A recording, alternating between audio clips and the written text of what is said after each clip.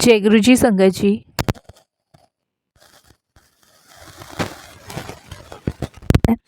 शुक्राना गुरु जी महाराज का कि उन्होंने मुझे ये सेवा दी कि मैं आप सभी गुरु परिवार के समीप आके गुरु जी के कल्याण महिमा अनुभव का वर्णन कर पा रही हूँ। अनंतम शुक्राना मेरे गुरु जी महाराज का। संगत जी, आज का जो सत्संग हम आपके साथ शेयर कर रहे हैं वो नितिन अंकल का सत्संग है। ये बहुत प्यारा और ब्लेसिंगफुल सत्संग है।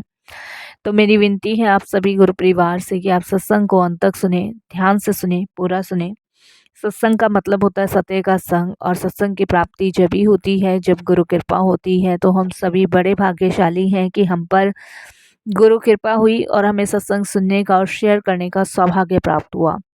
तो प्लीज़ सत्संगत जी बिना स्किप किए सत्संग को बड़ी श्रद्धा भाव से अंत तक सुनिएगा। इसके अलावा अगर आप भी अपने सत्संग अनुभव शेयर करना चाहते हैं तो हिंदी में साफ राइटिंग में आप अपना सत्संग लिखकर हमारी जीमेल आईडी पर सेंड कर सकते हैं, ताकि आपके द्वारा सुनाए गए सत्संग से जो भी गुरुजी महाराज की नई जुड़ने वाली संगत होगी उन्हें गुरुजी के कल्याण महिमा अनुभव के बारे में ज़्यादा से ज़्यादा पता चलेगा। सत्संग आपको पसंद आए तो आप इसको लाइक कीजिए, चैनल को सब्सक्राइब कीजिए, वीडियो को ज़्यादा से ज़्यादा संगत में शेयर ज़रूर कर दीजिएगा और बेल आइकन दबाना बिल्कुल भी नहीं भूलिएगा। जब भी कोई लेटेस्ट सत्संग आएगा उसका नोटिफिकेशन। तो चलिए संगत जी चलते हैं गुरु जी महाराज के सत्संग की ओर। सत्संग शुरू करने से पहले करते हैं गुरु जी का मंत्र जाप। ओम नमः शिवाय, शिव जी सदा सहाय। ओम नमः शिवाय, गुरु जी सदा सहाय। जय गुरु जी संगत जी। संगत जी, सबसे पहले गुरु जी महाराज के चरणों में कोटि कोटि नमन। सारी संगत जी को जय गुरु जी। संगत जी, आज का जो सत्संग मैं आपके साथ शेयर कर रहा हूँ वो मेरी ज़िंदगी की ऐसी गहराई सच्चाई को उजागर करेगा जो हम कभी सोच भी नहीं सकते। हम लोग अक्सर सोचते हैं कि भूत प्रेत, ब्लैक मैजिक या टोटके जैसी बातें केवल अंधविश्वास है। हमें लगता है कि ऐसा कुछ नहीं होता, परंतु जब किसी परिवार पर यह वास्तविक उतरती है ना, तब पता चलता है कि यह चीज़ें केवल कहानियों में, अखबारों में नहीं होती संगत जी, ये जीवन में भी होती है। संगत जी, ये सब चीज़ें मैंने अपने जीवन में झेली हैं। आज मैं वही चीज़ें आपको शेयर करूँगा जो गुरुजी शेयर करवाना चाहते हैं। गुरुजी ने मेरे परिवार पे कैसी कृपा करके मेरे घर से ये काला जादू, ब्लैक मैजिक दूर किया, इसको मैं आप सभी के साथ विस्तार से साझा करूँगा।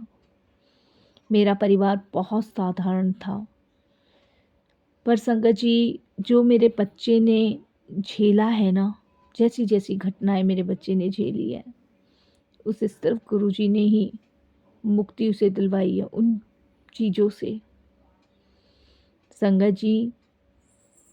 पर मैं यहाँ एक बात कहना चाहूँगा, शैतान की शक्ति से कहीं ज़्यादा ऊपर परमात्मा की भक्ति है। भगवान की शक्ति के आगे तो शैतान भी हारा है, और गुरुजी ने तो मेरे पूरे परिवार को ही सब चीज़ों से निकाला है। संगत जी, सत्संग शेयर करते हुए मेरे से कोई भी भूल चूक हो जाए तो मुझे क्षमा कर दीजिएगा। संगत जी, इस जर्नी को गुरुजी के साथ शुरू हुए कम से कम 8 से 10 साल हो गए होंगे। संगत जी, मैं जहाँ रहता हूँ ना, उस समय वहाँ पे केवल 7 या 8 घर बने हुए थे। अब तो खैर यहाँ बहुत बसावट है। सकरपुरा आपने सुना होगा दिल्ली में, तो पहले यहाँ 7-8 घर थे, लेकिन वो 7-8 घर भी एक दूसरे से बातचीत नहीं करते थे। और ये जहाँ मैं रह रहा हूँ, पहले यहाँ पे संगत जी कुछ बसावट नहीं थी। और ये जो घर है मेरी वाइफ के भाई ने हमें दिलवाया था। उस टाइम बहुत सस्ती कीमत पे हमें मिला था, तो मैंने इसे परचेज़ कर लिया था। संगत जी, घर तो मैंने ले लिया था, लेकिन मेरी वाइफ़ का ये कहना था कि यहाँ मन नहीं लगता है और यहाँ पे कुछ अजीब-अजीब सा फ़ील होता है। तो मैंने उसको कहा अभी नई-नई जगह है और रहते-रहते भई आदमी को आदत होती है। उस टाइम पे सिर्फ़ मेरे को एक ही बेटा था और मेरा बेटा बहुत प्यारा और बहुत होशियार था। संगत जी, ये लगा लीजिए कि हम 3 जने वहाँ पे शिफ्ट तो भले ही हो गए थे, लेकिन हम तीनों का मन वहाँ नहीं लग रहा था। 7-8 घर, वो भी एक-दूसरे से बात नहीं करते थे। सब अपने आप में ही बिज़ी थे और मैं बार-बार बहुत बार सोच चुका था कि ये घर को बेच दूँ, रेंट पे चला दूँ, कहीं और चले जाएँ। पर संगत जी फिर सोचता था कि कहीं भी जाएँगे एक जैसा ही माहौल मिलेगा और यहाँ पे आज नहीं तो कल तो बसावट हो ही जाएगी। संगत जी, ठीक है, समय कट रहा था। कटते-कटते संगत जी अचानक से हमारे साथ कुछ घटनाएँ घटित होने लगी। अजीब-अजीब सा हमारे जीवन में होने लगा। संगत जी, शाम होते ही मेरा बच्चा डरने लगा। वो कमरे में अकेला नहीं बैठता था। बार-बार कहता था कि पापा मुझे कोई दिख रहा है, कोई मेरे पीछे खड़ा है। पहले तो मुझे ऐसा लगा कि शायद बच्चा ऐसे ही मज़ाक कर रहा है। होता है ना कभी-कभी संगत जी कि पापा मेरे पीछे कोई खड़ा है देखो। तो मेरे को भी ऐसे ही लगता था कि मज़ाक कर रहा है और मैं हँसी में टाल दिया करता था। लेकिन संगत जी, मैं यहाँ एक बात कहना चाहूँगा कि कभी भी बच्चे कोई बात कहें, उसको सीरियसली लिया कीजिए। उसे हँसी या मज़ाक में ना टाला कीजिए, क्योंकि शायद वही गलती मैं कर देता था। बच्चा मेरा जब भी कुछ कहता था, मैं उसे हँसी में टाल दिया करता था। संगत जी, पहले मेरा बच्चा जो था काफ़ी चुलबुला हँसता खेलता था, लेकिन कुछ टाइम से वो परेशान सा लगता था मुझे। फिर संगत जी मैंने सोचा कि बच्चा तो मेरा हँसता खेलता था, ये चुप-चुप क्यों रहता है? शांत-शांत रहने लग गया संगत जी। धीरे-धीरे संगत जी ये घटनाएँ गंभीर होने लगी, क्योंकि हमें तो कुछ दिखता नहीं था लेकिन मेरे बच्चे को दिखता था। मेरी वाइफ़ भी मुझे कहती थी कि ये मोहन जो है ना पागल हो गया है, ये बार-बार कहता है मेरे पीछे कोई है, मेरे पीछे है, हर बार दिन भर यही रट्टा लगाए रखता है। तो मैं अपनी वाइफ़ को कहने लगा कि ये तो मुझसे भी कहता है। हमें उस समय कुछ समझ तो नहीं आ रहा था, हम हँसी में टाल रहे थे, हमने कहा कोई बात नहीं बच्चा है, मज़ाक करता है करने दो। लेकिन संगत जी मेरी वाइफ़ मुझे कहने लगी कि कैसा मज़ाक है? हर बार मेरे पीछे कोई आ रहा है, मेरे पीछे कोई खड़ा है, ये कैसा मज़ाक है? धीरे-धीरे संगत जी ये सब चीज़ें बढ़नी शुरू हो गई। मेरे बच्चे ने संगत जी अचानक से खाना खाना छोड़ दिया। पूरे दिन में वो एक रोटी खाता और वो भी छोड़ देता। संगत जी कमज़ोर होने लगा, बुखार रहने लगा, तेज़ बुखार आता था, सोते-सोते चीख उठता था और कई बार उसके शरीर पर बिना वजह संगत जी नीले-नीले निशान आ जाते थे, जैसे किसी ने उसको मारा है। और अक्सर संगत जी होता कब था कि रात को जब वो चिल्लाता था ना और सुबह जब वो उठता था, तब उसके शरीर पे नीले निशान होते थे। और मेरी वाइफ़ कहती थी कि इसकी बॉडी पे पूरे नीले निशान क्यों पड़ रहे हैं? संगत जी मैंने कहा चलो डॉक्टर को दिखा देते हैं। शाम के समय संगत जी मैं जल्दी आया और डॉक्टर को दिखाने के लिए उसको लेके गया। डॉक्टर ने दवाई दी और संगत जी दवाई देकर डॉक्टर बोले कि कोई फ़ायदा नहीं है, अगर ये कुछ खाएगा पिएगा नहीं तो ये ऐसे ही वीक रहेगा और ये कमज़ोरी की वजह से इसके निशान पड़ रहे हैं। दवाई तो मैं दे रहा हूँ लेकिन इसको खाने पीने पे ध्यान दो। तो डॉक्टर ने मेरे बच्चे को भी कहा कि बेटा दवाई भी जब ये असर करेगी जब कुछ खाओगे पियोगे। मेरे बच्चे का मन ही नहीं करता था खाने का। धीरे धीरे संगत जी समस्याएं बढ़नी शुरू हो गई। एक दिन संगत जी मेरी वाइफ जो है कमरे की सफाई कर रही थी और उसका मेरे पास फ़ोन आया। मैंने संगत जी उससे पूछा तो उसने कहा कि आप अभी घर आ जाओ। मैंने कहा ठीक है, कोई बात है तो बताओ। कि नहीं, आ जाओ। संगत जी मैं घर के लिए निकला, घर पहुंचा तो संगत जी मेरी वाइफ ने मुझे कपड़ा दिखाया जिस पे अजीब सी राख थी, बाल और नींबू रखा हुआ था। ये देखकर संगत जी मैं और मेरी वाइफ बिल्कुल सन्न रह गए। ये तो किसी ने ब्लैक मैजिक किया हुआ है हमारे घर के अंदर। मैं परेशान, मेरी वाइफ परेशान, और संगत जी मैं तो एकदम से बेचैन हो गई ये देखकर। और संगत जी धीरे धीरे मेरा बच्चा जो था वो मौत के मुंह में बढ़ रहा था। संगत जी मैंने अपनी वाइफ से पूछा ये सब कहाँ से मिला?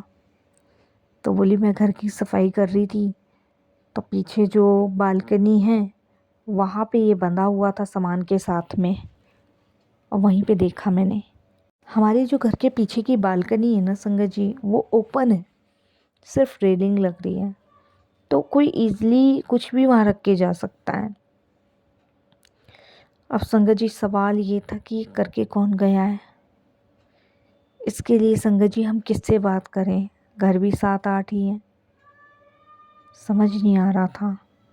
संगत जी मैं ना दूध लेने जाया करता था, वहाँ पे एक मदर डेयरी भी थी। तो मैं जब दूध लेने गया तो मैंने दूध वाले भैया को कहा, मैंने कहा पता नहीं हमारे घर में तो ऐसे ऐसे पीछे बालकनी में ये सब मिला, कौन है, कौन करता है ये सब, समझ नहीं आ रहा। तो संगत जी जब वहाँ पे पता चला, उस दूध वाले भैया ने बताया कि यही तुम्हारे 7-8 घर हैं, यही करते हैं एक दूसरे पे जादू टोना। एक जो पीले वाले घर में रहती है उसके तो बच्चे नहीं हो रहे हैं, और वो तो यही करती रहती है, दूसरे के पता नहीं क्या है। इस तरीके से उन्होंने बताया गुस्से में, और उन्होंने कहा कि भैया दूर ही रहना इनसे, इन्होंने ही किया होगा जो किया होगा।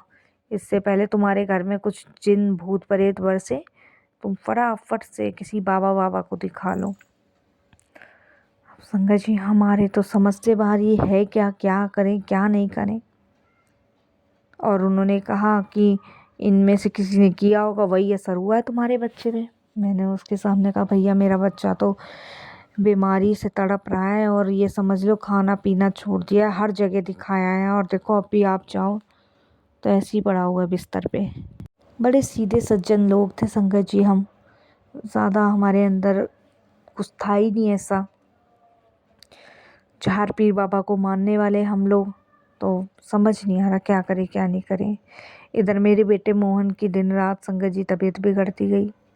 वह कभी ज़ोर ज़ोर से हंसता तो कभी गाली देने लगता, और कभी कहता मैं इस घर का बेटा नहीं हूँ, मैं किसी और दुनिया का हूँ। ये सब सुनकर संगत जी मैं, मेरी वाइफ बहुत दुखी, बहुत दुखी। मैंने संगत जी अपनी माँ तक को खबर भेजी। मेरी माँ, मेरे पिताजी, मेरी दोनों बहनें गांव से आईं। उन्होंने मोहन की हालत देखी तो उन्होंने देखते ही कहा कि इस पे तो जादू टोना किया हुआ है, और बहुत तगड़ा किया हुआ है। मेरा बच्चा कभी कहता कि मैं इस घर का बेटा नहीं हूँ, मैं जिस दुनिया से आया हूँ उसी दुनिया में वापस जाऊँगा, किसी को नहीं छोड़ूंगा, किसी को नहीं छोड़ूंगा, इस तरीके से कहना शुरू कर दिया। संगत जी आप विश्वास नहीं मानोगे कि मैंने कभी सोचा भी नहीं था कि ऐसा भी यकीनन और हकीकत में होता है। मैंने अपने साले को फ़ोन किया, मैंने कहा भैया ऐसे ऐसे बात है, तुम जल्दी आ जाओ। वो अपनी वाइफ के साथ आया। उसने मेरे बच्चे की हालत देखी तो उसने मुझे तुरंत कहा कि इसको तो गुरुजी के दरबार ले जाना पड़ेगा। संगत जी मैंने उसको कहा कहीं भी ले जाओ, कुछ भी करो, पर ये ठीक हो जाए। संगत जी मैं, मेरी वाइफ, मेरा साला और उसकी वाइफ गुरुजी के आश्रम में उसको ले गए। संगत जी जैसे ही वो अंदर गया उसने अपनी आंखें बंद कर ली, और आंखें बंद करके कहता है तुम मुझे जिस जगह लेकर आए हो ना, ये वो चक्रव्यूह है जहाँ मैं फंस गया हूँ। संगत जी समझ नहीं आया कि इतना सा बच्चा इतनी बड़ी बात कैसे बोल सकता है। संगत जी वहाँ पे एक अंकल जी थे जो सुन रहे थे, संगत ही थी वो कोई गुरुजी की। तो उन्होंने हमारे पास आके कहा, किसी ने ईर्ष्या और देश से इस पे काला जादू किया हुआ है, लेकिन तुम घबराओ मत। भक्ति और नाम सिमरन की शक्ति सबसे बड़ी होती है। अंदर गुरुजी के दरबार चले जाओ, वहाँ पर इसे जल प्रसाद पिलाओ और गुरुजी से अरदास करो। संगत जी मैंने वहाँ पे गुरुजी को माथा टेका, बेटे को माथा टिकवाया। उस समय तो संगत जी वो गुरुजी के दरबार में बिल्कुल नॉर्मल था, जैसा हमारा बच्चा पहले था वैसे ही था। मेरे ख्याल से कुछ टाइम के लिए उस आत्मा ने या प्रेत ने उसके शरीर को छोड़ दिया था। संगत जी उसके बाद घर आए लंगर करके, फिर से वही शुरू मेरे बच्चे का रवैया हो चुका था। अकेले बैठना, खाना नहीं खाना, गालियाँ देना, उल्टा सीधा बोलना, यही सब कुछ शुरू था।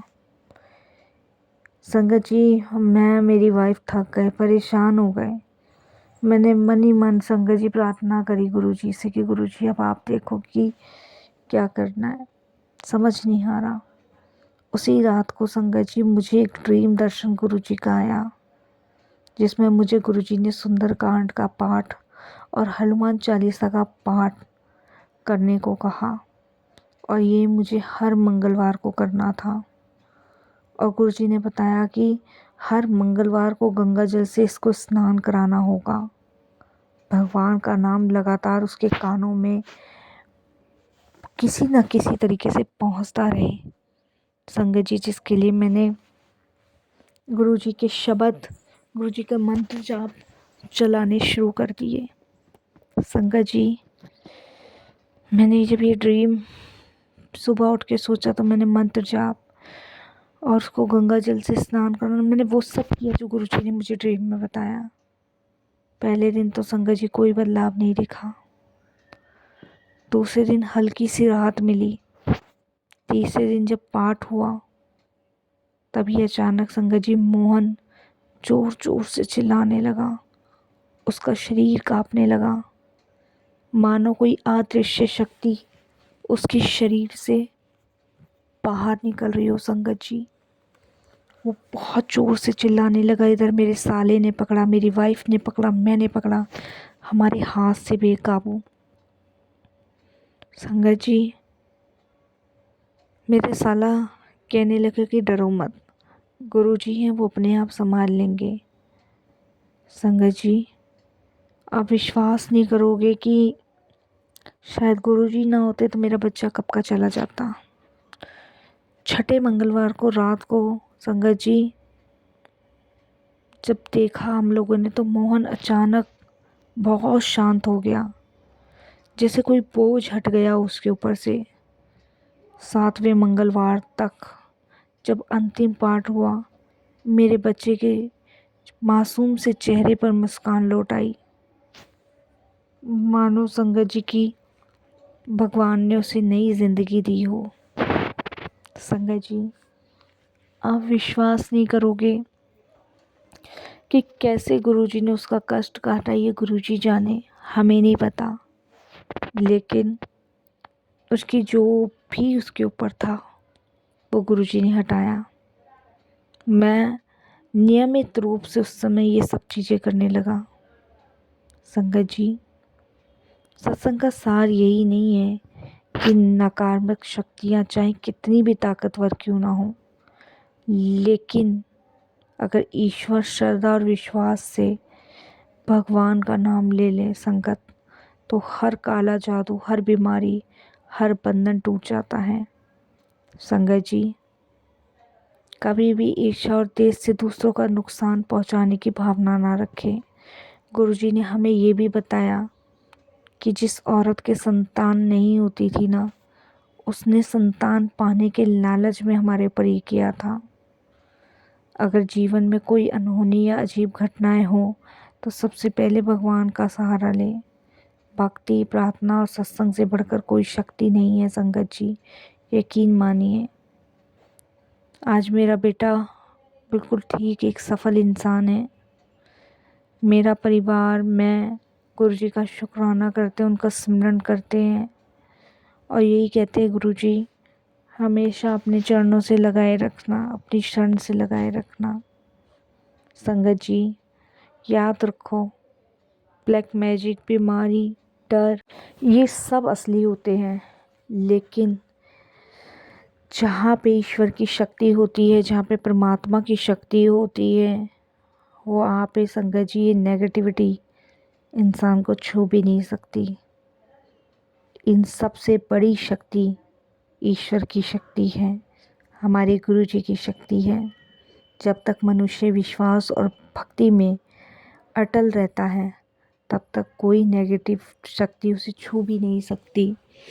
और शायद कहीं ना कहीं संगत जी हम उस टाइम अपनी भक्ति में कमज़ोर थे, इसीलिए शायद नेगेटिविटी हमें छू पाई। लेकिन गुरुजी से जुड़ने के बाद आज तक संगत जी हमें कोई बुरी शक्तियाँ नहीं छू पाई। तो शुक्राना गुरुजी, बहुत बहुत शुक्राना आपका। बस यही सत्संग को विराम करता हूँ मंत्र जाप से। ओम नमः शिवाय, शिव जी सदा सहाय। ओम नमः शिवाय, गुरु जी सदा सहाय। जय गुरु जी। शुक्राना गुरु जी, अनंतम अनंतम शुक्राना महाराज का।